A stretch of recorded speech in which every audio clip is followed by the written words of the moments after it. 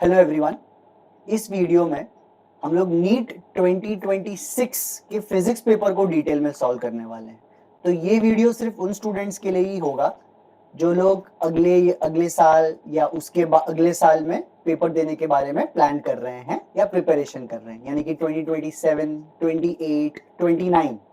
Okay, ये साल जिन्होंने ये पेपर दे दिया वो ये वीडियो के थ्रू एक बार खुद का एनालिसिस चेक कर सकते हैं कि कौन से क्वेश्चन उनके सही गए हैं, कौन से गलत गए। आई होप सबका पेपर अच्छा ही गया हो।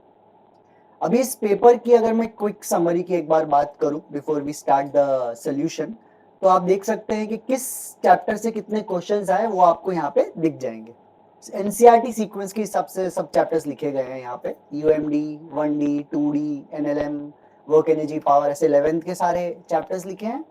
और उसके बाजू में 12th के सारे चैप्टर्स हैं। इलेक्ट्रोस्टैटिक्स 1, इलेक्ट्रोस्टैटिक्स 2, करंट इलेक्ट्रिसिटी, वैसे ही मैग्नेटिज्म के 2 चैप्टर्स हैं। वैसे फाइन, फेयरली बैलेंस पेपर था एक।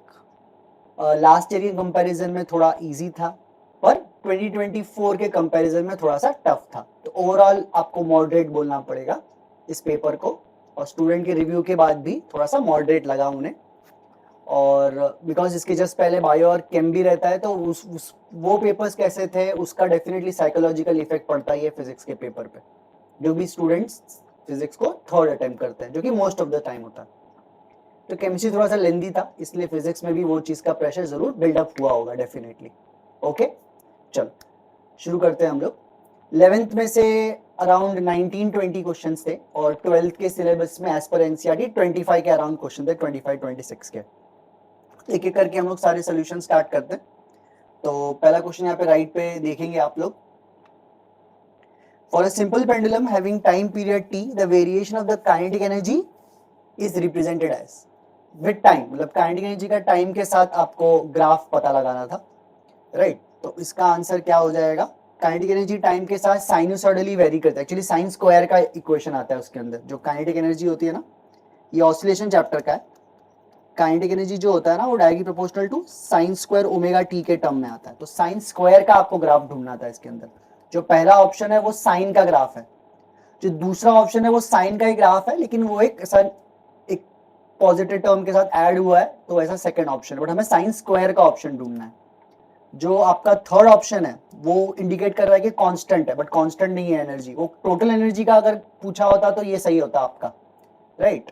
तो अभी आपका सही आंसर यहाँ पे फोर्थ हो जाएगा, जो साइनोसॉइडल का वेरिएशन यहाँ पे इंडिकेट करता है। Fourth option would be the correct answer. ठीक है, क्वेश्चन नंबर 2 देखते हैं। ये वाला क्वेश्चन करंट के चैप्टर में से था, बराबर। A room heater is rated 400 watt 200 volt, ये उसके रेटेड वैल्यूज है। If the supply voltage drops to 200 volt, ये उसका बेसिकली वर्किंग वोल्टेज बोल सकते हो आप। What will be the power consume approximately? ठीक है, सो आपको यहाँ पे पावर के बारे में पता लगाना है। तो ये केसेस में आपको फॉर्मूला यूज करना है ये वाला, power is equal to voltage square upon resistance. But voltage कौन सा वाला यूज करोगे? जो वर्किंग वाला वोल्टेज है वो, यानी कि 200 यूज करोगे, पर रेजिस्टेंस तो दिया नहीं है। तो रेजिस्टेंस के लिए आप फॉर्मूला यूज कर सकते हो फिर से, P is equal to V square by R ई, यानी कि R इज इक्वल टू क्या हो जाएगा? V square by P. But इसमें जो आप वोल्टेज और पावर यूज करोगे वो रेटेड वैल्यूज होंगी। ठीक है, तो आपका ओवरऑल फिर आंसर सॉल्व करके क्या आ जाएगा? Power is equal to voltage कितना यूज करना है? 200 का स्क्वायर, रेजिस्टेंस वोल्टेज फिर से 220 का स्क्वायर, और उसके नीचे पावर रेटेड वाला वैल्यूज जो कि ऊपर चला जाएगा 400। अभी मैं इसको देख के बता सकता हूँ कि ये 200 बाई 220 1 से छोटा फैक्टर है, तो यानी कि आंसर 400 से नीचे चला जाना चाहिए। यानी कि आपका 400 आंसर नहीं होगा, फिर 200 तो मतलब आधा ही हो गया अप्रोक्सीमेटली, ये भी नहीं होगा। 121 उससे भी कम है, ये भी नहीं होगा। तो आप कैलकुलेट भी करेंगे अगर एक्यूरेटली तो आपको थर्ड ऑप्शन आ जाएगा, but no need to calculate the entire thing. ठीक है, क्वेश्चन नंबर 3 पे चलते हैं हम लोग। The angular speed of flywheel is increased from 600 rpm to 1200 rpm in 10 seconds. The number of revolution completed by the flywheel during this time is। ठीक है, तो ये 2D का क्वेश्चन है। 2D में मोशन इन प्लेन पढ़ते हैं ना अपन। 2D मतलब मोशन इन प्लेन, उसके अंदर सर्कुलर मोशन वाला जो पार्ट होता है ना, उसके ऊपर ये क्वेश्चन है। बहुत जगहों पे सीधा सर्कुलर मोशन चैप्टर करके भी पढ़ा देते हैं, कहीं कभी कभी रोटेशन चैप्टर में पढ़ाते हैं। तो जहां पे भी स्टूडेंट पढ़ ले उसको सही है। बाकी एनसीईआरटी के हिसाब से ये मोशन इन प्लेन चैप्टर में सर्कुलर मोशन में होना चाहिए, क्योंकि सिर्फ काइनेमेटिक्स ही चाहिए इसके अंदर। इसके अंदर इनिशियल और फाइनल फ्रीक्वेंसी दी हुई है, जिससे आप वेलोसिटीज चाहिए तो निकाल सकते हो। 10 सेकंड दिया, नंबर ऑफ रिवॉल्यूशन पूछा है, तो आप ये फॉर्मूला यूज कर सकते हो। हमारे पास थीटा का फॉर्मूला होता है omega plus omega naught divide by 2 into time, but हमें थीटा नहीं, हमें तो नंबर ऑफ रिवॉल्यूशन चाहिए। थीटा की जगह पे आप 2 पाई एन लगा सकते हो, बट ओमेगा की जगह पे भी आप 2 पाई एफ लगा सकते हो। फ्रीक्वेंसीज दी हुई है ना आपको, आपको एंगुलर फ्रीक्वेंसी नहीं दी है, आपको आरपीएम में दिया हुआ है, दैट इज फ्रीक्वेंसी। तो सीधा मैं यूज करूंगा ये formula, number of revolution is equal to omega नहीं, आपका फ्रीक्वेंसी ले सकते हो आप सीधा, initial frequency plus final frequency upon 2 into time, बराबर। बट अभी ऐसा यूनिट में होना चाहिए। तो फ्रीक्वेंसी कितना दिया है 600 प्लस 1200 का सीधा आपको एलसी वही चाहिए, आपको एवरेज चाहिए, राइट। तो 600 प्लस 1200 बाई 2 का आंसर आता है 900, और टाइम ले लेंगे अपन 10 और डिवाइड बाय 60 करिएगा, बिकॉज आरपीएम में था ना, तो आरपीएस में निकालना था अपने को ऐसा यूनिट। इसको सॉल्व करते कितना आ जाएगा, 900 बाई 6 करते हैं, 3 2 जा 3 300, 300 बाई 2 150, तो 150 वी कैन टिक। ठीक है, नेक्स्ट क्वेश्चन पे चलते हैं। फोर्थ क्वेश्चन जो है वो ऑसिलेशन चैप्टर का है, ठीक है। Sum of kinetic energy and potential energy of a simple pendulum bob is 0.02 joule, इसी को तो टोटल एनर्जी बोलते हैं, बराबर। तो टोटल एनर्जी दे दी है उन्होंने। The speed of the simple pendulum Bob at the equilibrium, अब इक्विलिब्रियम में जो स्पीड होती है वो मैक्सिमम होती है, तो यानी कि आपको वी मैक्स निकालना है, तो आप इसमें ये यूज कर सकते हो सीधा, ये जो टोटल एनर्जी उन्होंने दी है उसको सीधा आप के ई मैक्स के साथ इक्वेट कर सकते हो, और हाफ एम वी स्क्वायर मतलब, बराबर। सॉल्व कर लेते हैं। टोटल एनर्जी है 0.02, हाफ मास कितना दिया उन्होंने 20 ग्राम दिया हुआ है, तो 20 डिवाइड बाय 1000 इंटू वेलोसिटी का स्क्वायर कर लेते हैं, राइट।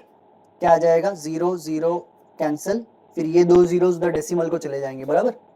तो 2 हो जाएगा, 2 2 जा 4, अच्छा ये 2 और 2 भी कैंसिल हो रहा है, राइट। तो खाली एक 2 ही बचा, तो वेलोसिटी जो हो जाएगी वो आ जाएगी √2, यानी कि 1.41, तो फोर्थ ऑप्शन आपका आ जाएगा, ठीक है। क्वेश्चन नंबर 5 जो है वो मैंने M1 लिखा हुआ है, तो एक्चुअली वो मूविंग चार्जेस एंड मैग्नेटिज्म का है, जिसको मैं मैग्नेटिज्म 1 बोलता हूँ। मैग्नेटिज्म के आपके 2 चैप्टर्स होते हैं आपको 12th में, ठीक है। तो 100 turn closely wound circular coil of radius 5 centimetre has a magnetic field of 3.14 into 10⁻³ Tesla at its centre. Okay, coil है, नंबर ऑफ टर्न्स दिया है, रेडियस दिया हुआ है, मैग्नेटिक फील्ड भी दे दिया, और 3.14 एक अच्छा नंबर है, पाई है ना बेसिकली, तो देखते हैं कुछ कैंसिल हो जाए तो अच्छा है। The current flowing through the coil and the magnitude of the magnetic moment of the, यानी कि 2 सवाल है, एक तो करंट भी निकाल, तो B दिया उसका यूज तो करना ही पड़ेगा पहले। तो B का फॉर्मूला क्या होता है यहाँ पे, mu naught I divide by 2R, और नंबर ऑफ टर्न्स को आप N ले लो। मैग्नेटिक फील्ड कितना है 3.14 into 10⁻³ is equal to, mu naught का वैल्यू होता है 4 पाई इंटू 10⁻⁷, उन्होंने दे भी दिया है बट हमें पता भी होना चाहिए था वैसे। Current into number of turns is 100 divide by 2 times of radius, radius दिया हुआ 5 सेंटीमीटर, तो 5 इंटू 10⁻² ले लेता हूँ। पहले 10 के पावर को सॉल्व कर लूँ, ये पाई और 3.14 को पहले कैंसिल कर दिया, चलो 5 2 जा 10, 10 और 10⁻² मतलब -1 बचा, -1, और ये ऊपर के 2 जीरोस अगर मैंने हटा दिए यहाँ पे, बराबर, नीचे 10 और ऊपर 10⁻², फिर से एक बार 5 2 जा 10 और 10⁻² मतलब -1 बचा, -1 नीचे बचा, ऊपर गया तो +1, अभी 2 जीरोस पहले से तो ऊपर +3 हो गया। अब ये 10⁻⁷ अगर मैं लेता हूँ यहाँ पे, तो +3 और -7 यानी कि -4 बचा, -4 राइट में है और -3 लेफ्ट में है, तो राइट में -1 बचा, तो लेफ्ट में जाके वो +1 हो जाएगा, तो 10 आ गया। तो यहाँ पे आपके पास एक 10 है इज इक्वल टू 4 आए, तो मतलब आई का वैल्यू 10/4 2.5 एम्पियर आ गया, बराबर। तो आपका करंट तो 2.5 एम्पियर आ गया, यानी कि सेकंड और ये फोर्थ ऑप्शन तो आप कैंसिल कर सकते हो। अभी हम लोग कैलकुलेट करेंगे, इसके अंदर मैग्नेटिक मोमेंट भी चाहिए ना आपको, तो मैग्नेटिक मोमेंट के लिए थोड़ा नीचे जगह, राइट।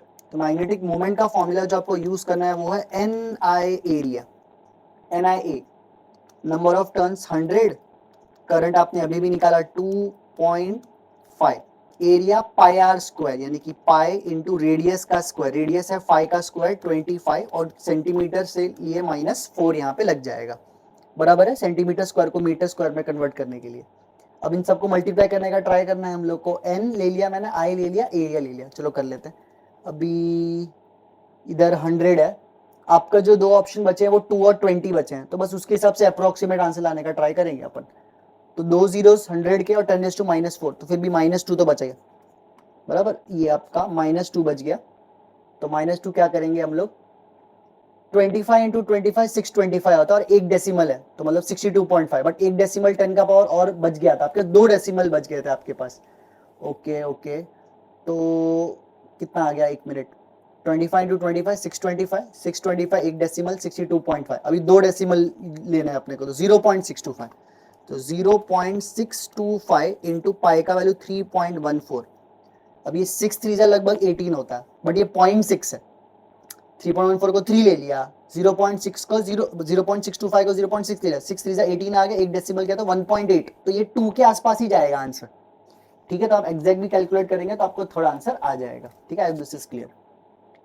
नेक्स्ट क्वेश्चन जो है वो फ्लूइड्स के ऊपर है, फ्लूइड्स पे एक ही क्वेश्चन आया था, वो यही वाला है।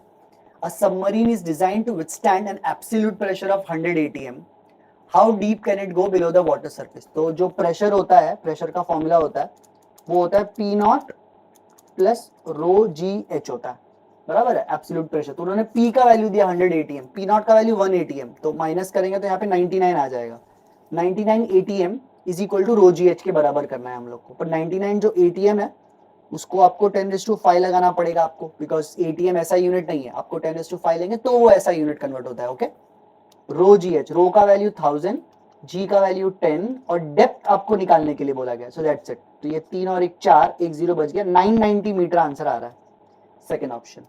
ठीक है, नेक्स्ट क्वेश्चन पे चलते हैं हम लोग। 7th वाला जो क्वेश्चन है, मैच द कॉलम आ गया। By the way match the column इस बार 2 3 आए थे, आई थिंक, गिन लेते हैं हम लोग, 3 तो है, एक शायद और होगा। ये क्वेश्चन डुअल का है, या एक तरीके से मॉडर्न फिजिक्स का गिन लो आप। ठीक है, इसके अंदर मैच करना, E is equal to h nu, de Broglie wavelength, particle nature of light, wave nature of light, energy of photon. तो E equal to h nu particle nature of light भी इंडिकेट करता है in a way, नहीं, wave nature of light indicate करता है because वो frequency वगैरह है ना उसके पास, लेकिन energy of photon is more appropriate. तो ए का 4 देखेंगे तो लग रहा है यहाँ पे, क्योंकि ए का 1 दिया, वो तो डी ब्रॉगली वेवलेंथ तो मुझे सी में दिख गया, तो सी का 1 होना चाहिए। अच्छा, सी का 1 एक ही ऑप्शन में है क्या, एक बार कंफर्म कर लेते हैं, सेकंड वाला। E is equal to h nu जो है वो एनर्जी ऑफ फोटोन है, यानी कि फर्स्ट का 4th। ओके, फिर डाइफ्रैक्शन एंड इंटरफेरेंस जो होते हैं वो आपका कौन सा इंडिकेट करते हैं, wave nature of light indicate करते हैं, बिल्कुल सही, तो बी का 3। ओके, हाँ सब कुछ मैच हो रहा है, second option we can definitely take. ठीक है, नेक्स्ट क्वेश्चन 8 वाला सॉलिड्स का है, सॉलिड्स का एक ही क्वेश्चन था, उससे उतना ही एक्सपेक्टेड है, वैसे सॉलिड्स में से एक आ गया, बड़ी बात है। ठीक है, वो 2 साल में एक बार आ जाता है, कभी कभी नहीं भी आता है।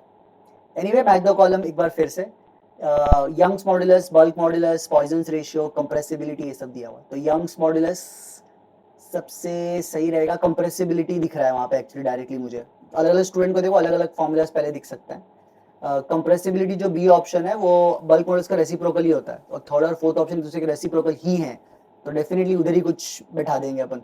तो कंप्रेसिबिलिटी में प्रेशर नीचे होता है, वो डेल्टा पी वाला जो टर्म दिया ना थर्ड वाला, तो बी का 3 लग रहा है।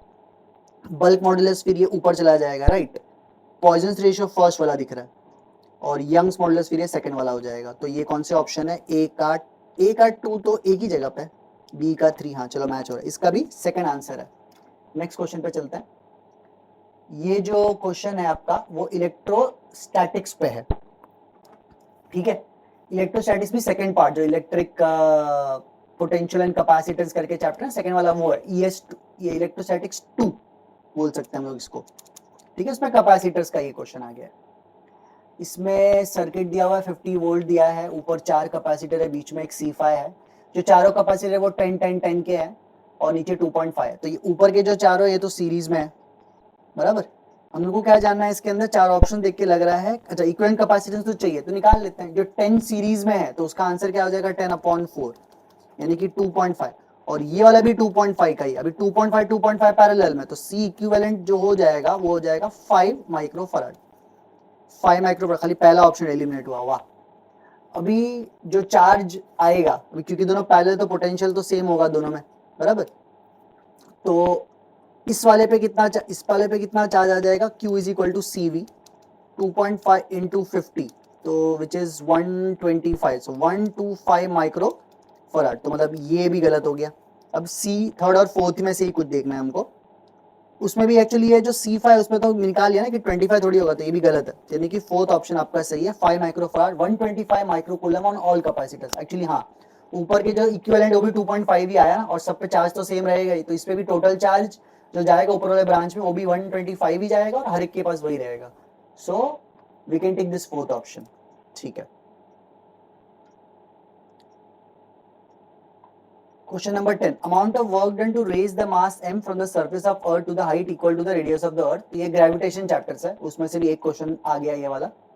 ठीक है, तो हमें इसे कैसे करना, amount of work done to raise, तो वर्क डन का फॉर्मूला होगा U final minus U initial.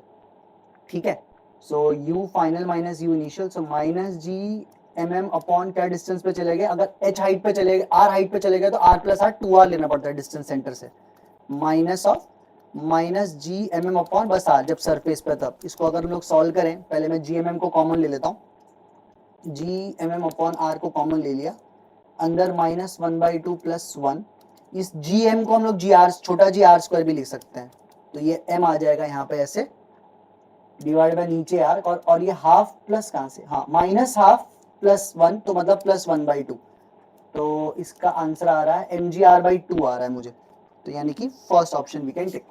ठीक है, नेक्स्ट क्वेश्चन पे चलते हैं अपन।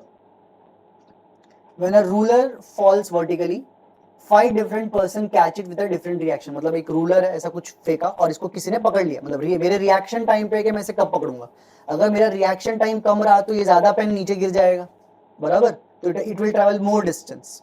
तो जिसका रिएक्शन टाइम ज्यादा होगा, जो जितना लेट पकड़ेगा पर्सन वो ज्यादा डिस्टेंस ट्रैवल करने देगा, तो मतलब उल्टे रिलेटेड है, रिएक्शन टाइम कम हुआ तो कम डिस्टेंस ट्रैवल, रिएक्शन टाइम अगर एकदम कम हुआ तो डिस्टेंस भी कम ही, अच्छा ओके डायरेक्टली रिलेटेड है बोल सकते हैं अपन। तो which of the what is the correct order of the distance travel by the ruler for each person, तो ये जो सी वाले ने सबसे जल्दी पकड़ लिया है इसमें डिस्टेंस भी सबसे कम होगा, तो यानी कि सी सबसे लास्ट में होना चाहिए, और जिसका सबसे ज्यादा है टाइम यानी कि बी उसका आगे होना चाहिए, तो फोर्थ ऑप्शन वी कैन टिक।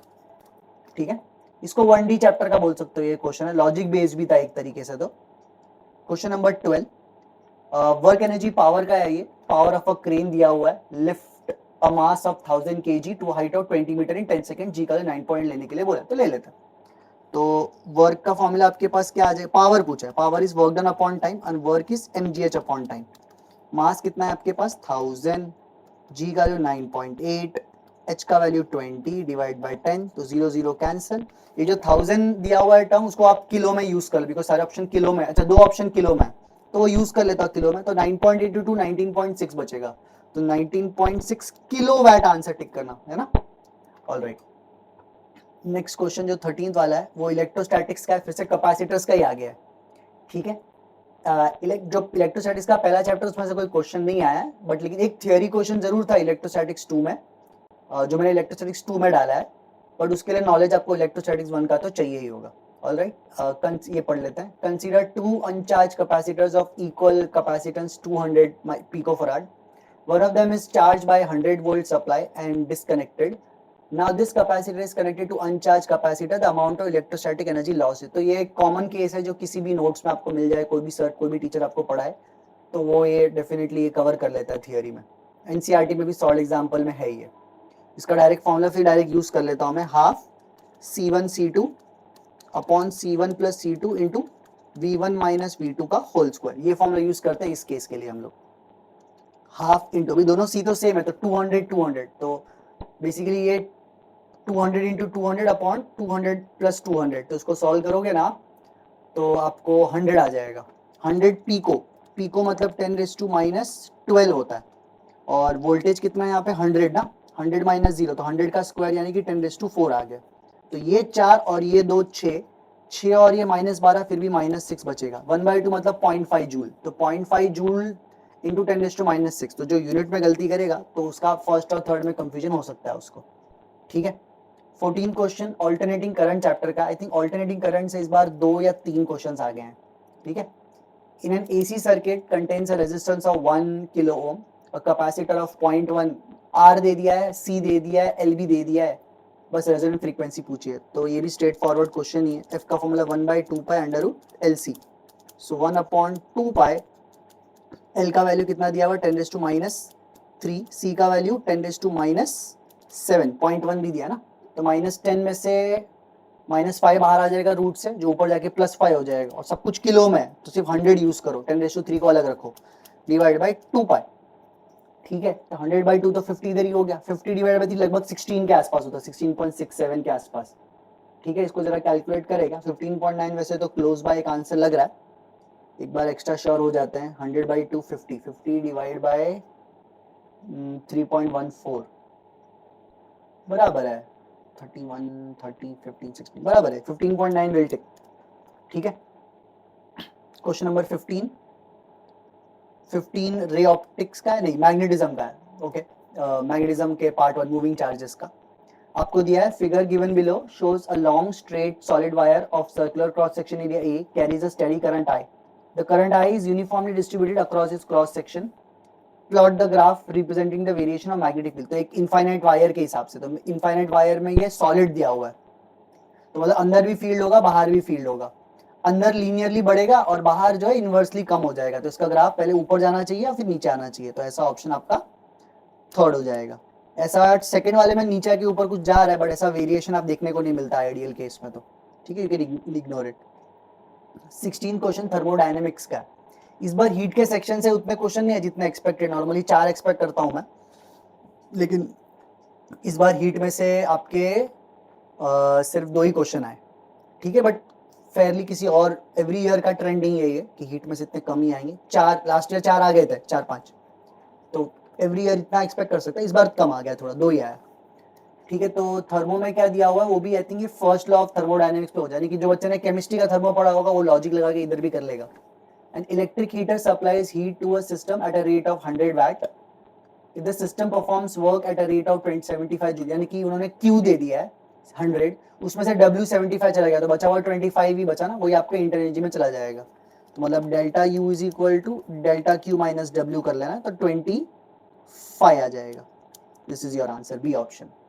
17 वाला ऑल्टरनेटिंग करंट्स है, ऑसिलेशंस आना जरूरी है ये टाइप के क्वेश्चंस को करने के लिए जो अभी हम कर रहे हैं। 17 वाला, the peak value of an alternating current is 5 ampere and frequency दी जाए 60 hertz. How long will the current starting from 0 take to reach the peak value? तो 0 से पीक जाने के लिए ऑसिलेशन में बच्चा पढ़ के आता है T/4 टाइम लगता है, तो आंसर इसका T/4 है। अभी T मतलब फ्रीक्वेंसी का रेसिप्रोकल, तो 1/4f, सो 4 into 60, तो 1/240, सेकंड ऑप्शन आपका आंसर हो जाएगा। ठीक है, 18th Young's double slit experiment, यानी कि वेव ऑप्टिक्स का है ये, बट इसके लिए फिर 11th का लास्ट वेव चैप्टर आना जरूरी है, तो ये क्वेश्चन स्टूडेंट को अच्छे से आएगा। ठीक है, in YDSC light lambda use किया है, the intensity at a point on a screen where the path difference is lambda, तो पार्ट डिफरेंस लैम्बडा मतलब कंस्ट्रक्टिव इंटरफेरेंस, वहां पे इंटेंसिटी के, अभी जिसको हम लोग 4i बोलते हैं ना, उसको ये लोग ने k बोल दिया है। ठीक है, अभी कोई ऐसा पॉइंट है जहां पे पार्ट डिफरेंस λ/3 है, तो डेल्टा x का वैल्यू λ/3 है, तो आप इससे डेल्टा फाई निकाल लो, डेल्टा फाई का वैल्यू हो जाएगा 2π/λ इंटू डेल्टा x, यानी कि λ/3, यानी कि 2π/3, 2π/3 यानी कि 120 डिग्री की आवाज होता है। अभी जिस बच्चे को केस डायरेक्ट पता है क्या 120 डिग्री पे इंटेंसिटी जो होती है रिजल्टेंट वो आई ही रहती है, यानी कि आंसर इसका आई है, बट आई का वैल्यू आपको लिखना पड़ेगा k/4, क्योंकि 4i का वैल्यू k है, तो i का वैल्यू k/4। ओके, तो ये केस अगर याद है तो जल्दी हो जाएगा, जिसको केस याद नहीं है तो वो फेज डिफरेंस से पहले रिजल्टेंट इंटेंसिटी का फॉर्मूला लगा है, उसका फॉर्मूला है 4i cos स्क्वायर 5/2, उससे भी आंसर आ जाएगा बराबर। 5 का वैल्यू 120, 120/2 इज 60, फिर cos 60 इज हाफ, उसका स्क्वायर किया तो 1/4, और फिर आएगा 4i इंटू 1/4, यानी कि फिर से i आ गया, तो आंसर i है, i मतलब k/4 हो गया। ठीक है, क्वेश्चन नंबर 19 स्टेटमेंट बेस्ड है और न्यूक्लियर चैप्टर का है। ठीक है, इस बार न्यूक्लियर से 2 क्वेश्चन आ गए, न्यूक्लियर से एक्सपेक्टेड नहीं, मॉडर्न फिजिक्स से क्वेश्चंस एक्सपेक्टेड अच्छे खासे, बट सिर्फ न्यूक्लियर से 2 आ जाना बड़ी बात है। ठीक है, तो ये एक तो ये आ गया, और दोनों मोर और लेस डेंसिटी ऑफ न्यूक्लियस पे ही आया है। तो पहला ऑप्शन यहाँ पे है आपको, volume of the nucleus is proportional to a⁻⁴, तो एक्चुअली वॉल्यूम का जो फॉर्मूला है वो 4/3 पाई r क्यूब है, 4/3 पाई रेडियस का क्यूब रहेगा, और रेडियस का फॉर्मूला होता है r0⁻1/3, लेकिन उसका क्यूब करना है तो सिर्फ a के प्रोपोर्शनल होना चाहिए, इसलिए ये गलत है। सॉरी, पहला ऑप्शन गलत है। सेकेंड ऑप्शन जो है वो क्या रहेगा, The volume of the nucleus is proportional to A. The volume of the nucleus is proportional to A. Volume, तो वॉल्यूम, हाँ वॉल्यूम ए आता है ना, a⁻⁴ और r क्यूब में से सिर्फ ये बचेगा 4/3 पाई r0 क्यूब इंटू सिर्फ a बचेगा। तो आपका बी ऑप्शन सही है। C option, the difference in the mass of an atom and its nucleus is called mass defect. नहीं, एटम और न्यूक्लियस के बीच के नहीं, न्यूक्लियस के अंदर का मास और जो आप एक्सपेक्ट करते हो ना मासेस उसके इंडिविजुअल एटम्स, इंडिविजुअल कंपोनेंट्स का निकाल के कि ये प्रोटॉन ये न्यूट्रॉन, उनके बीच का जो फर्क है ना, मतलब प्रैक्टिकल और थियोरेटिकल एक्सपेक्टेशन में सा, उसको मास डिफेक्ट बोलते हैं हम लोग। तो यहाँ पे डी ऑप्शन देखते हैं, difference in mass of nucleus and it's constituents, हाँ ये इसको मास डिफेक्ट बोलते हैं, तो डी सही है। तो बी और डी आर करेक्ट, यानी कि आपका सेकेंड ऑप्शन। क्वेश्चन नंबर 20 पे चलते हैं हम लोग। क्वेश्चन नंबर 20 वेव ऑप्टिक्स का है, थियोरेटिकल है, स्टेटमेंट बेस्ड। फिर से, in interference and diffraction the light energy is redistributed, होता है, सही बात है ये। If it reduces in one region producing a dark fringe, it increases in another region producing a bright fringe, बिल्कुल एकदम सही स्टेटमेंट है ये, ठीक है, सीखने लायक, मतलब नोट करने लायक बात है इनफैक्ट, भले क्वेश्चन के फॉर्मेट में, but this statements are important. पहला statement, as there is no gain or loss of energy, this phenomena are constituent with the principle of conservation of energy, सही है, fair। Second, diffraction and interference are characteristic exhibited only by the light waves, नहीं, sound में भी होता है, तो ये बात तो गलत है। तो कौन सा हो गया, A is true, B is false, second option, ठीक है। क्वेश्चन नंबर 21 पे चलते हैं। 21 है ना, हाँ 21, ये करंट चैप्टर का है, 22 भी करंट चैप्टर का है, बराबर, ये दोनों। तो करंट से काफी क्वेश्चंस इस बार आ गए, मतलब ज्यादा आने ही चाहिए से इसमें से, बट आई थिंक इसमें से 5 आ गए। और इनफैक्ट सेमीकंडक्टर में भी क्वेश्चंस में थोड़ा सा इलेक्ट्रिसिटी यूज होता है, तो आप देख सकते हो कि इलेक्ट्रिसिटी का काफी अच्छा वेटेज रहा इस बार। A resistor is connected to a battery of 12 volt and internal resistance दिया है 2 ohm. If current is flowing, the terminal voltage, तो डायरेक्ट टर्मिनल वोल्टेज पूछा है, तो टर्मिनल वोल्टेज का फॉर्मूला डायरेक्ट आप बता देता हूँ, E माइनस आई आर लगा देना है आपको इसके अंदर। आपको ये भी सीखना चाहिए जो फ्यूचर में नीट के बारे में अच्छे से प्रिपेयर कर रहे हैं कि E प्लस आई आर कौन सी सिचुएशन में लगाते हैं, ठीक है ना। तो अभी तो E माइनस आई आर से कर लेंगे, डिस्चार्जिंग ऑफ बैटरी हो रही है, E का वैल्यू यहाँ पे है 12 माइनस करंट है 0.6, रेजिस्टेंस है 2, तो यहाँ पे 12 माइनस 1.2 लगभग 10.8 होता है, तो फोर्थ ऑप्शन मेरे पेपर के हिसाब से ये। Next question, in a meter bridge experiment the position of the cell and the galvanometer G are interchanged, तो यहाँ पे बोला है कि E और G को इंटरचेंज कर दिया है, क्योंकि जो डायग्राम दिया हुआ है ये स्टैंडर्ड डायग्राम नहीं है, स्टैंडर्ड डायग्राम है तो E नीचे होता है और यहाँ बीच में गैल्वेनोमीटर होता है ना, तो ऑलरेडी उन्होंने E और G इंटरचेंज कर लिया है।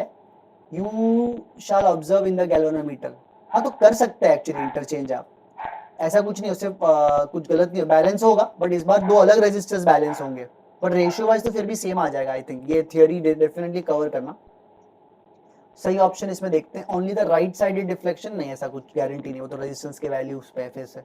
There will be no deflection irrespective of the position of the jockey, नहीं जॉकी को अलग अलग जगह पे रखेंगे तो वही होगा जो पहले होता था, किसी एक जगह पे बैलेंस होगा फिर दूसरी जगह पे वो कुछ करंट फ्लो कराएगा। Both right side and left side deflection and at balance point no deflection, हाँ ये सही है, फोर्थ ऑप्शन, ठीक है। एक्चुअली वो इंटरचेंज करने से फर्क नहीं पड़ता, बिकॉज आप ध्यान से रीअरेंज करोगे ना, स्टोरी सेम है कि बैटरी से निकल के दो रास्ते हैं, दो रजिस्टर्स हैं, फिर उनके पास फिर एक कॉमन रास्ता है गैल्वेनोमीटर का और दो आगे के और रास्ते हैं नीचे के वायर वाले, ठीक है, तो वो फर्क है डेफिनेटली। बाकी जो आंसर आने वाला है कि ये जो अभी भी व्हीटस्टोन ही था वो बैलेंस भी है, अगर मतलब अगर आप नल पॉइंट पे रखा तो बैलेंस पॉइंट पे। 23 ऑसिलेशन चैप्टर का है।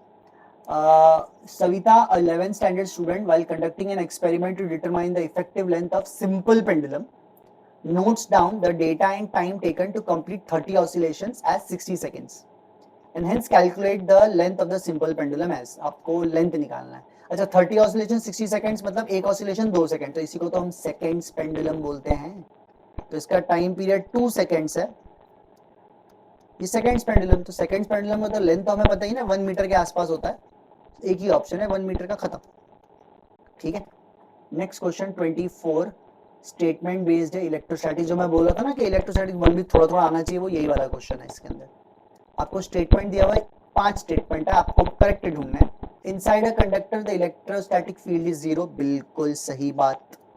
Electric field at the centre of a charge conductor does not depend on its surface charge density. Charge does not at the surface पे तो सिग्मा पे डिपेंड करता है, गलत है। सरफेस पे तो फील्ड होती है ना sigma by epsilon naught, depend करता है। See the interior of the charge conductor can have no excess charge in the static situation, बिल्कुल सही, क्योंकि अगर होता तो वो फील्ड जनरेट करता और फील्ड तो नहीं होनी चाहिए अंदर, तो सब बाहर चले जाते हैं ऑटोमेटिकली स्टेडी स्टेट पे। Fourth, at the surface of the charge conductor the electrostatic field must be normal, बिल्कुल सही, नॉर्मल होनी चाहिए। Last, electric potential is 0 everywhere, नहीं, वो सेम होनी चाहिए, इक्विपोटेंशियल सरफेस बोलते हैं उसको, तो ये गलत है। तो ए सी डी आपका पहला ऑप्शन मेरे में हो जाएगा। ठीक है, नेक्स्ट क्वेश्चन पे चलते हैं। सेमीकंडक्टर पे एक क्वेश्चन है, theoretical. When the forward bias voltage crosses a PN junction diode increases above a certain threshold voltage, the diode current increases significantly. When a forward bias voltage across a PN junction diode increases above a certain threshold voltage, मतलब वही आपका silicon और germanium के लिए कुछ 0.7 0.3 volt है ना, वो वाले, वो क्रॉस कर लिया तो करंट बढ़ने लगता है सिग्निफिकेंटली, यस, कंसिडरेबली बढ़ता है, तो ये सही है। The current is called as reverse saturation current, नहीं, फॉरवर्ड वाले में रिवर्स वर्ड क्यों डालेंगे, नहीं, that is not called reverse saturation current. तो ए और बी दोनों, मतलब बी तो गलत है, ए सही है, तो मतलब A is true, B is false, third statement. 26 वाला रे ऑप्टिक्स पे थ्योरेटिकल फिर से। इन a concave lens a ray of light from the object parallel to the principal axis of the lens after refraction.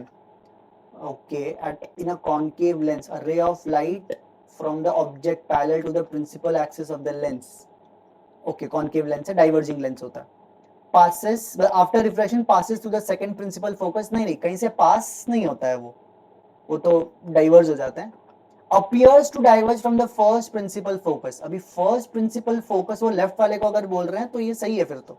It appears to diverge, मतलब आपका diagram कुछ ऐसा बन जाएगा ना, ये वाला, ये रे ऐसे आ रही है, ये ऐसे दूर चले जाएगी, ये इस तरीके से आएगा, ठीक है, इस तरीके से वहां पे आपका appears to diverge from a point जैसा आ जाएगा, वो फर्स्ट फोकस को लेफ्ट वाले को बोल रहे हैं। पास एक बार बाकी ऑप्शन भी पढ़ लेते हैं ताकि सेफ साइड पे के मोस्ट अप्रोप्रिएट तो चूज करना है कि नहीं अपने को। थर्ड, पासिस थ्रू 2f, नहीं 2f से तो कहाँ पास होगा ये वाला, ठीक है, वो तो f से पास होता है ना, मतलब इमेज बोलते भी है तो virtual image. Emerges parallel to the principal axis, नहीं, पैरेलल नहीं है, अगर इंसिडेंट पैरेलल है तो ये बाद वाली रेस का बोल नहीं सकते, ठीक है, तो I will take the second option. 27 वाला कर लेते हैं, न्यूक्लियस से सेकेंड क्वेश्चन, बराबर। अभी इसमें an unknown nucleus has a nuclear density of this much and mass of this much, तो डेंसिटी दे दिया है, मास दे दिया है, और आपसे मास नंबर पूछा है, तो density is equal to mass by volume use करेंगे हम। Density is mass upon volume. Density दिया हुआ है 2.29 इंटू 10⁻17। मास का वैल्यू दिया हुआ है 19 पॉइंट इतना, अप्रोक्सीमेशन 19.9 ही लिख रहा हूं मैं, वो 19.926 नहीं लिख रहा फिलहाल में, जरूरत पड़ेगी तो देख लेंगे। 10⁻27, और ये 2.29 को भी मैं भाई 2.3 लिख रहा हूँ, क्योंकि सब ऑप्शन दूर दूर और प्रॉपर नंबर्स है। डिवाइड बाय वॉल्यूम हमने थोड़ी देर पहले लिखा था ना, वो 4/3 पाई आर क्यूब वाला था, वही लगा दो, 4/3 पाई रेडियस का क्यूब यानी कि r0 का क्यूब, r0 का उसने दे दिया है 1.2 का क्यूब, 10⁻15 का -45 हो जाएगा, और नीचे मास नंबर आ जाएगा। ब्रैकेट में कुछ 4 पाई का वैल्यू भी दिया है 12.56, ठीक है, यूज कर लेंगे, वैसे तो स्टूडेंट खुद भी ये कर लेते हैं 3.14 इंटू 4 वाला पार्ट, तो ट्राई करते हैं, पहले 10 के पावर को सॉल्व कर लें। ये 17 और ये 27, तो -44 राइट में, ये -45 नहीं कि नीचे -1, नीचे -1, ओके, लेके जाते सब कुछ उस तरफ, उधर ही रहने देते। सो a इज इक्वल टू 19.9, मेरे को 20 लिखने का मन है पूरा, इसको लिखने ही वाला हूँ मैं अगले स्टेप में। 3 ऊपर चला गया, 4 पाई नीचे है, 1.2 का क्यूब रहने देते हैं अभी के लिए, और एक 10 और नीचे 2.3 भी आ गया, और एक 10⁻1 नीचे था ना शायद एक, हाँ, तो ऊपर जाके +1 हो जाएगा, तो 10 आ गया। तो इतना हम लोग को सॉल्व करने का ट्राई करना है, ओके, ट्राई करते हैं 19.9 को 20 ले रहा हूं मैं, 20 into 3 into 10 divide by 4 into pi का वैल्यू उसने दिया है 12.56, तो 12.56 लिख के तो देखते हैं, ठीक है।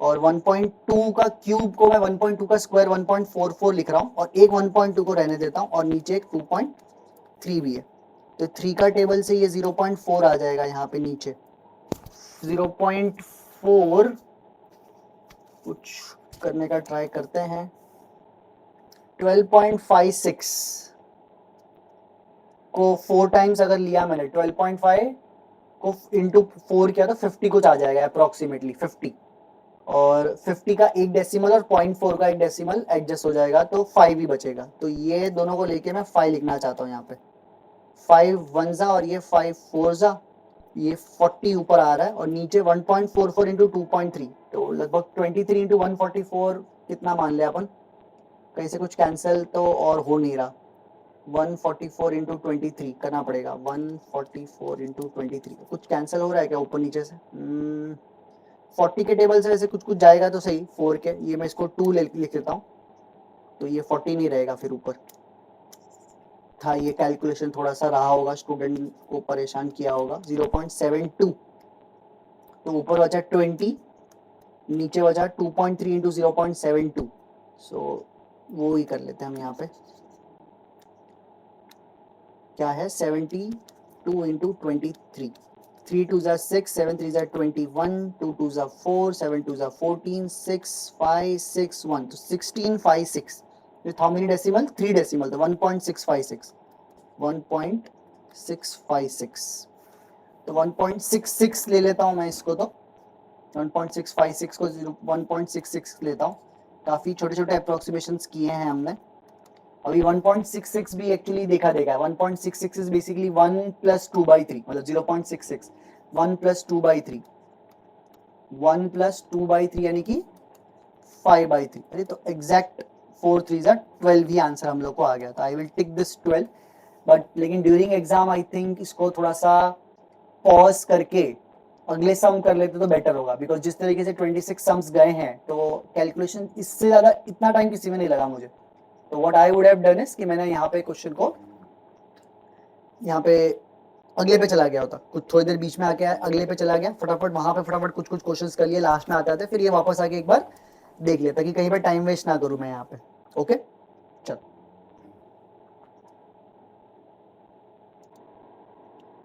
अगले क्वेश्चन पे चलते हैं फिर अभी नेक्स्ट यहाँ पे 28 जगह नहीं वहाँ पे करने के लिए कर लेते हैं यहीं पे 28 वाला जो है वो करंट चैप्टर्स है या एक तरीके से आप मैग्नेटिज्म का भी बोल सकते हो बिकॉज कुछ कुछ जगह पे मैग्नेटिज्म में पढ़ाते हैं बट मैं यहाँ पे एमीटर वोल्टमीटर इलेक्ट्रिसिटी में पढ़ा के खत्म कर देता हूँ, ठीक है। तो स्टार्ट करते हैं अपन यहाँ पे अ गैल्वेनोमीटर ऑफ रेजिस्टेंस 100 ओम, तो ये जी का वैल्यू बोलते हैं इसको, जी दिया है, gives full scale deflection at 1 milli ampere यानी कि आई जी का वैल्यू दिया हुआ है, it is need to be converted into an ammeter of 10 ampere, तो इसका जो रेंज है पहले 1 मिली एम्पियर था उसको 10 एम्पियर बढ़ाना है, तो कितना टाइम्स बढ़ाना है जो हम लोग एन बोलते हैं ना उसको आई अपॉन आई जी का वैल्यू वो कितना आ जाएगा यहाँ पे 10,000 आ जाएगा ना 10 अपॉन 10⁻³ तो 10,000 आ जाएगा। तो शंट कितना लगाना पड़ता है यही पूछा, तो शंट का फॉर्मूला होता है जी अपॉन n-1। ऑप्शन देख के लग रहा है कि ये -1 ना करूँ तो भी चलेगा बिकॉज 10,000 -1 तो 10,000 ही रखते हैं, जी का वैल्यू कितना है 100 सो 100 अपॉन 10,000 दो जीरोस कट 1/100 इज 0.01 ओम, तो फोर्थ ऑप्शन हम लोग टिक कर सकते हैं, ठीक है। आगे बढ़ते हैं 29 क्वेश्चन रोटेशन पे, रोटेशन 3-4 साल पहले तो काफी हैवी वेटेज रखता था, लाइक 4-4 क्वेश्चन तो आते ही थे इसमें से, लेकिन लास्ट 3 साल से इंक्लूडिंग दिस ईयर काफी कम वेटेज हो गया हम लोग का, ठीक है, but you can never know, क्या पता ज्यादा आ भी जाए। एक क्वेश्चन रोटेशन के नाम पे बोल सकते हो, सर्कुलर मोशन का एक क्वेश्चन था बट वो मैंने मोशन इन प्लेन में डाल दिया बिकॉज उसका सिर्फ डायनामेटिक्स का ही पार्ट पूछा गया था ना। A thin wire of length L and linear mass density is bent in the form of circular ring in the xy plane with center C as shown in the figure. The moment of inertia of the ring about an axis yy dash will be what? ठीक है, तो moment of inertia पूछा है yy, ये जो axis दिए है वो है टैंजेंट और इन द प्लेन, तो टैंजेंट और इन द प्लेन के लिए मोमेंट ऑफ इनर्शिया का वैल्यू रहता है m यानी कि मास रेडियस स्क्वायर 1/2 + 1 3/2 mr² रहता, ये आंसर रहता।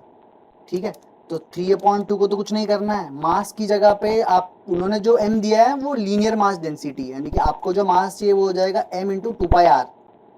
अच्छा, उन्होंने लेंथ ही दे दिया सीधा सीधा पूरा ना, तो सीधा आप इंटू एल लिख सकते हो, और रेडियस नहीं दिया, रेडियस को आप लिखोगे L/2π, बिकॉज L = 2πr हो गया है ना, तो L/2π का स्क्वायर। इसको अगर हम लोग देखें तो आपको क्या आ जाएगा, यहाँ पे L³ का टर्म ऊपर आना चाहिए, तो यानी कि ये ऑप्शन गलत है, ये ऑप्शन गलत है, और नीचे 2 2 4 4 2 8 का टर्म चाहिए, यानी कि थर्ड ऑप्शन। अच्छा नहीं, π² आ रहा है क्या मुझे, हाँ नीचे π² आ रहा है, ऊपर कोई पाई तो नहीं है, नहीं है, तो third option we can take.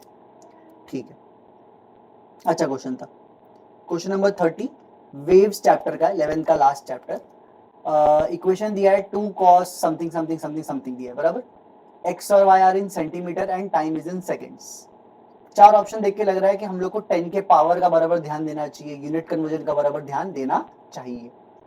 The phase difference between the oscillatory motion of 2 points separated by 0.5 मीटर। ओके, तो आपको डेल्टा फाई चाहिए, तो डेल्टा फाई का फॉर्मूला हो जाएगा 2π/λ। लैम्डा का वैल्यू कैसे मिलेगा भाई, ये जो x का जो कोएफिशिएंट होता है वो k होता है, मतलब k का वैल्यू 2π/λ होता है, तो 2π तो पहले कॉमन ले लिया, यानी कि जो 0.008 दिया है ना वो एक्चुअली 1/λ का वैल्यू है, 0.008 1/λ, तो सीधा मैं इसको 0.008 ही कर देता हूँ। बट लैम्डा डिनोमिनेटर में सेंटीमीटर में, उसको मीटर में कन्वर्ट करेंगे तो नीचे -2 लगाना पड़ेगा, और x का वैल्यू कितना है 0.5 मीटर। तो एक, या तो आप नीचे वाले को कुछ मत करो, 0.5 मीटर को सेंटीमीटर में कन्वर्ट करो तो भी चलेगा, जिसको जो इजी पड़े।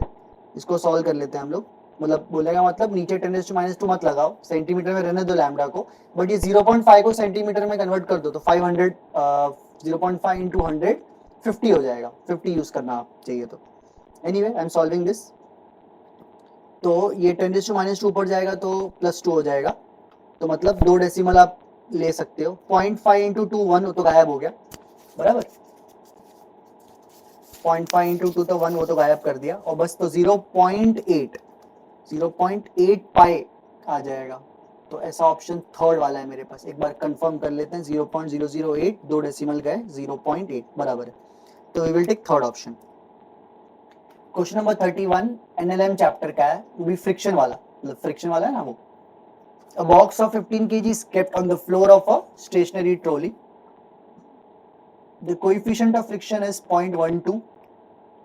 Keeping the box in stationary state over the trolley, the maximum acceleration with which the trolley can be moved horizontally. तो ये ब्लॉक को ऐसा हॉरिजॉन्टली अगर आप ऐसे लेके जाते हैं, हॉरिजॉन्टली अगर लेके जाते हैं अपन, तो हम लोग को पूछा है कि ए मैक्स कितना होना चाहिए, तो खाली जो फ्रिक्शन रिस्पॉन्सिबल है तो इसका फॉर्मूला म्यू जी यूज कर सकते हो आप, क्योंकि फ्रिक्शन आगे लगेगा, एक्सेलरेशन इधर लगेगा, तो F = ma लगा दो और फ्रिक्शन का म्यू mg डाल दो, तो A = म्यू जी आ जाएगा। म्यू का वैल्यू 0.12 इंटू जी से मल्टीप्लाई किया तो 1.2 आंसर आ जाएगा, 1.2 मीटर पर सेकेंड स्क्वायर। ठीक है, क्वेश्चन नंबर 32 सेमीकंडक्टर का क्वेश्चन है। In a circuit shown in the figure the voltage appearing across the diode D will be of the form. तो ये actually standard half wave rectifier का diagram है ये। तो हाफ वेव रेक्टिफायर आपको पूछा गया है कि इनपुट वोल्टेज तो दिया हुआ है साइनोसाइडल, आपसे आउटपुट ही पूछा है ना, voltage appearing across the diode, diode के अक्रॉस का वोल्टेज पूछा है, डायोड के अक्रॉस का वोल्टेज ड्रॉप। ओके, तो फिलहाल तो मैं हाफ रेक्टिफायर ही मान के चल रहा हूं, रजिस्टर के अक्रॉस पूछते हैं ना normally. In a circuit shown below the voltage appearing across the diode D will be the format of. तो जब फर्स्ट हाफ है तब तो करंट जाने देगा ही नहीं, तो उसके अक्रॉस जो वोल्टेज है वो रिवर्स बायस में जो है वैसे ही रहेगा, बराबर। फिर फॉरवर्ड में वो करंट जाने देगा तो वो वोल्टेज फिर वो साइनोसॉइडल के फॉर्मेट में आता रहेगा।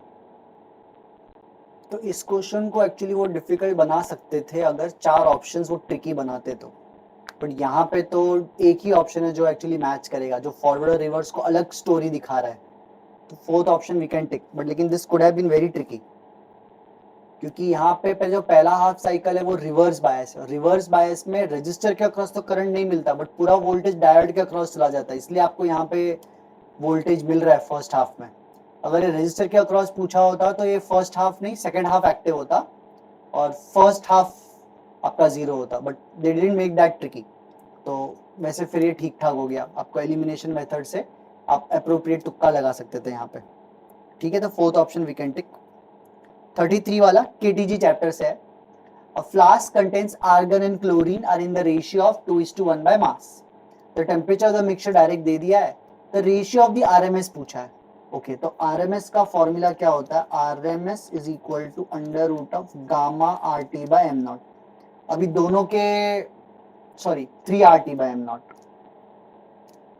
3RT by M naught। अभी दोनों के मास से कोई मतलब नहीं है बिकॉज मॉलिक्यूलर वेट ही आ रहा है, टेम्परेचर तो सेम है, तो VRMS is inversely proportional.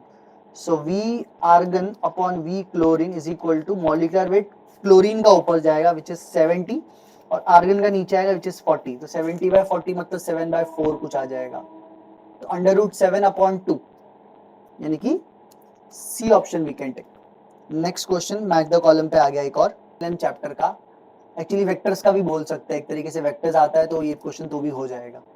The magnitude and the direction of the acceleration produced in a body of mass 5 kg when two mutually perpendicular forces act on it are respectively। तो 8 और 6 अगर perpendicular है, अगर ये समझो 8 Newton है, ये 6 Newton है, तो ये आपका 10 न्यूटन आ जाएगा। ठीक है, और आपको एंगल्स पता होना चाहिए, 37-53 वाला है एक्चुअली ये।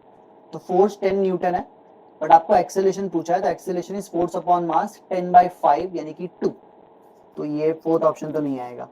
अभी हम लोग को चाहिए 8 न्यूटन के साथ कितना एंगल, तो 8 न्यूटन के साथ जो थीटा होगा वो होगा tan theta is equal to 6/8 3/4, तो tan inverse of 3/4 with 8 newton, tan inverse of 3/4 with 8 newton and tan inverse of 4/3 with the 6 newton, ऐसा होता तो चलता। कंफर्म कर लेता एक बार, 6/8 3/4, हाँ बराबर, tan inverse of 3/4 with 8 Newton, first option correct है। नेक्स्ट क्वेश्चन आपका सेमीकंडक्टर पे है, जैसा मैंने बोला इसके अंदर थोड़ा सा इलेक्ट्रिसिटी भी आना चाहिए, तो इसके अंदर दिया हुआ है सर्किट और आपसे करंट कौन सा पूछा, टोटल करंट।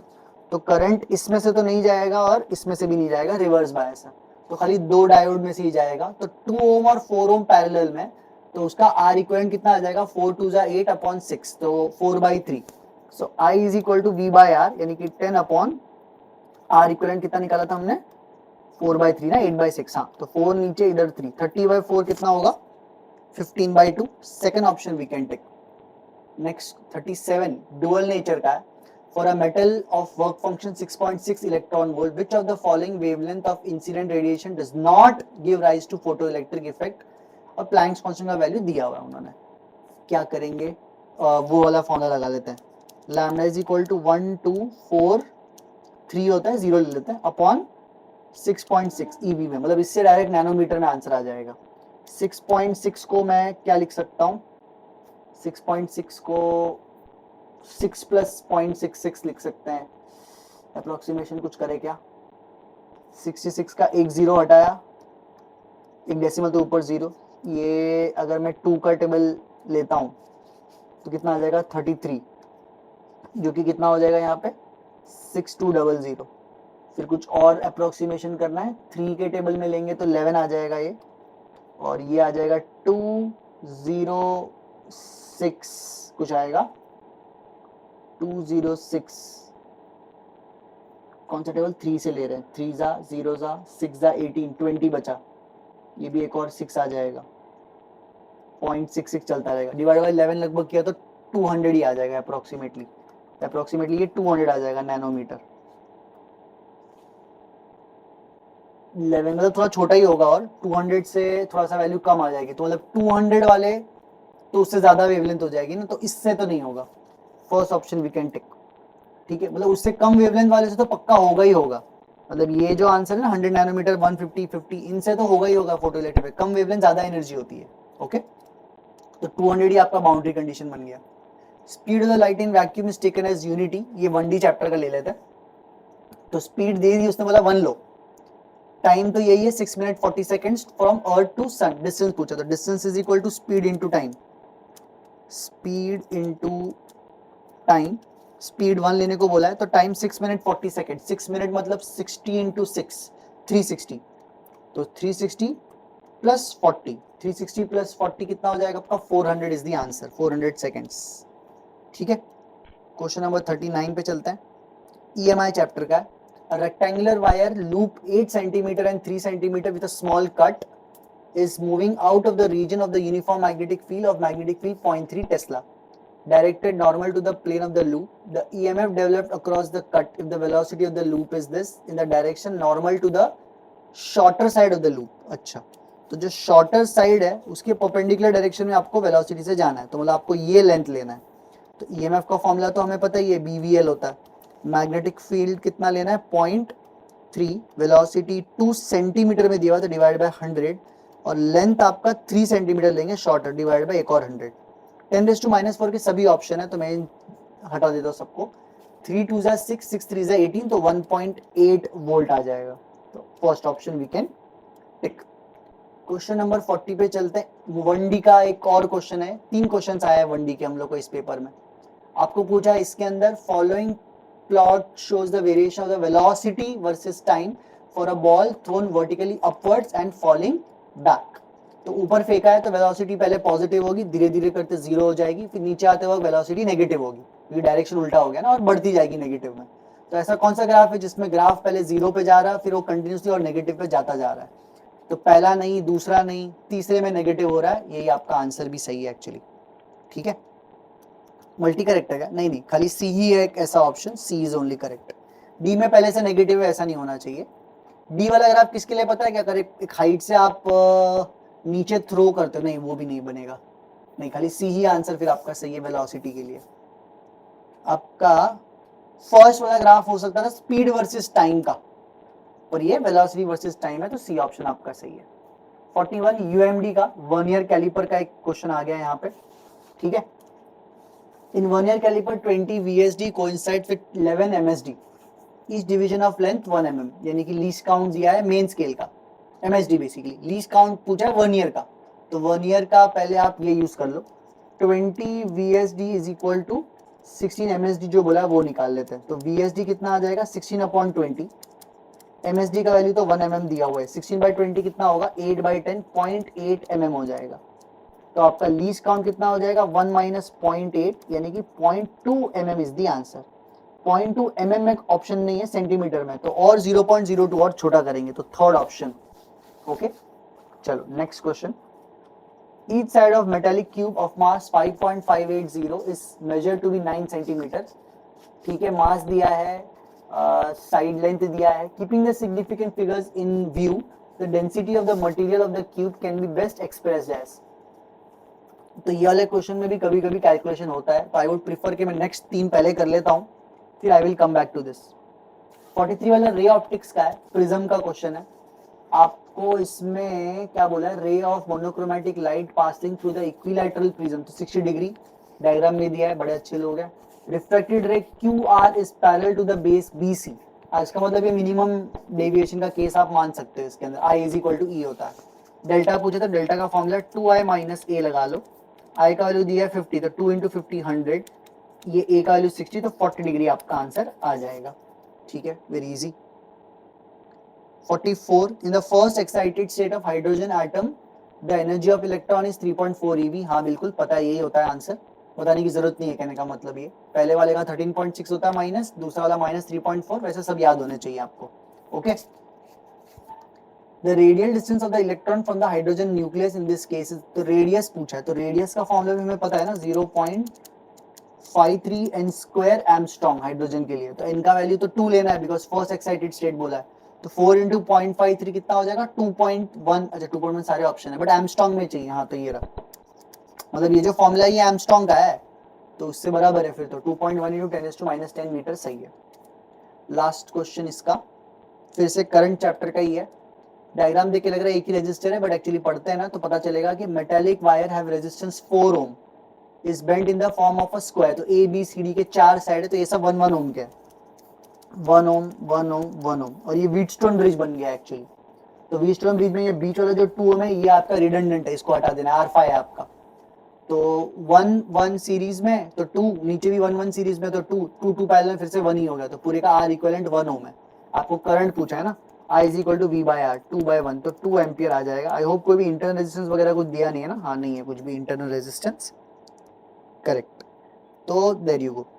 तो ये पेपर यहाँ पे आपका खत्म होता है। एक क्वेश्चन जो हमने पीछे छोड़ा था उसको अभी हम पहले आके कर लेते हैं, बराबर।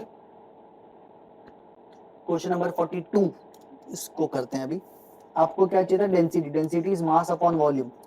तो देखोगे तो ऑप्शन में it is just about significant figure से आपको मतलब रखना है। तो डेंसिटी यहाँ पे, मास क्या है 5.580 और वॉल्यूम आपका यहाँ पे 9.0 का क्यूब। अच्छा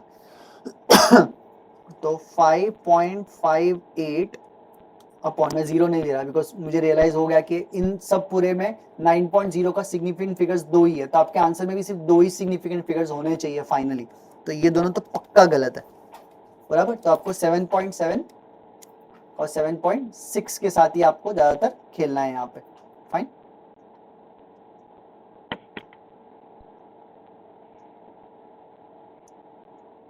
ओके नीचे क्या आपके पास 9 का क्यूब कर लेते हैं। 9 का क्यूब 729 होता है। अब इसको सॉल्व करना पड़ेगा एकदम, मतलब 558 अपॉन 729, 558 अपॉन 729 कुछ नंबर है प्रॉपर, क्योंकि अभी ये तो पता चल गया कि 2 ही डिजिट आने वाला है। तो या तो 7.6 या 7.7, यानी कि मतलब मुझे तीसरा डिजिट तक आंसर चाहिए, तीसरे चौथे डिजिट तक। ट्राई करते हैं हम लोग करने का इसको। 558 अपॉन 729 कुछ है 3 का टेबल, 11 और 7 18, 5 हाँ 3 के टेबल से जा रहा है। सो 1 जा 25 मतलब 8 जा और 6 जा, इधर आएगा 2 जा 4 जा और इधर क्या था अपने पास 3 जा। वापस जाता है क्या? 7 8 9 8 6 हाँ जाता है। 3 is 81 and this 3 is 62 और कुछ बस हो गया। 62/81 आपको सॉल्व करना है। 60/80 तो 0.75 होता ही है। अभी देखते हैं ये किधर तक लेके जाता है हमको। 62/81, 62 अंदर रखना है आपको और 81। तो मैं एक काम करूंगा यहाँ पे 81, तो ये 0 पॉइंट तो वो तो आना ही है, तो एक तरीके से मैं एक काम करता हूँ, एक 0 एक्स्ट्रा ही दे देता हूँ यहाँ पे। 620, 81 का टेबल लिखना पड़ेगा एक साथ यहाँ पे बैठ के, तो लिख लेते हैं फटाफट। 81, 162, 243, 324 और क्या आ जाएगा 81 इंटू 5, 405 ये नंबर्स आ जाएंगे। फिर क्या आएगा 81 इंटू 6, 48, 486 इस तरीके से नंबर आ रहा है। नेक्स्ट क्या आ जाएगा 555, 47 और फिर 638, बराबर। 8 जा 6 8 जा सॉरी क्या था अपना 8 इंटू 6 48, वो तो हो गया। 8 8 जा 64 होता है, सॉरी 648, 648 तो 648 तो नहीं आएगा। 647 547 से ही करेंगे। 1 2 3 4 5 6 7 जा, तो 7 जा अगर हम लोग करें सो 547 कितना आ जाएगा 53 63 73, 730 ले लेता हूँ। 730 के लिए मुझे नेक्स्ट नंबर भी निकालना पड़ेगा 720, 729। तो 729 के लिए क्या आ जाएगा आप यहाँ पे 547 नहीं आएगा, 567 आएगा, राइट। तो 567 अगर हम लोग करते हैं तो यहाँ पे क्या आ जाएगा 33 43 53 आएगा। 530 नियरेस्ट कहाँ पे 567 के, तो 1 2 3 4 5 6 जा करेंगे अपन, हाँ 6 जा करेंगे तो 486 आ जाएगा आपको। 486 मतलब 30 40 और 44। फिर 440 लेने के लिए हम लोग को फिर 5 जा करना पड़ेगा ना, 2 3 4 5 हाँ।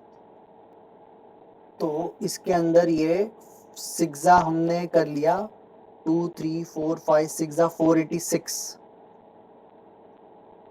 वो तो हो गया। अब 440 के लिए आपको 5 जा करना पड़ेगा। 5 जा आपका क्या आ जाएगा 405 आ जाएगा, तो आपका 35 350 आ जाएगा। तो एनीवे 7.65 आ गया और 350 छोटा नंबर ही है बेसिकली, आपको उसके लिए 4 जा से ही करना है।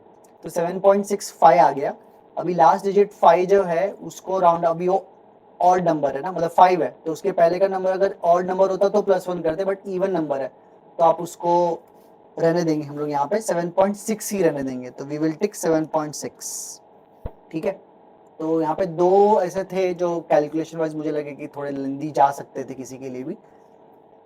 ठीक है, बाकी क्वेश्चन पेपर फेयरली ऐसा मेमोरी बेस्ड काफ़ी था कि आपको फॉर्मूलाज अगर याद हैं, क्लिक हो गए एग्जाम के टाइम पे तो सब सही रहेगा। Okay, so this is where we can conclude this video. Fine, चलो will stop you. Thank you.